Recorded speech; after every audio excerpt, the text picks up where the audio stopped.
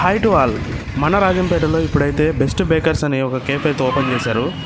దాంతో అయితే మా ఫ్రెండ్స్ నేను కలిసి వెళ్ళాము. ఇక్కడైతే ఒక ఆఫర్ కూడా ఉంది. 700 బిల్ చేస్తే ఒక కూపన్ ఇస్తారు. ఆ కూపన్లో ఈ గిఫ్ట్ బైక్ అయితే ఇస్తారంట. ఒక ఫోటో పాయింట్ కూడా ఏర్పాటు చేశారు రాజంపేట పేరుతో.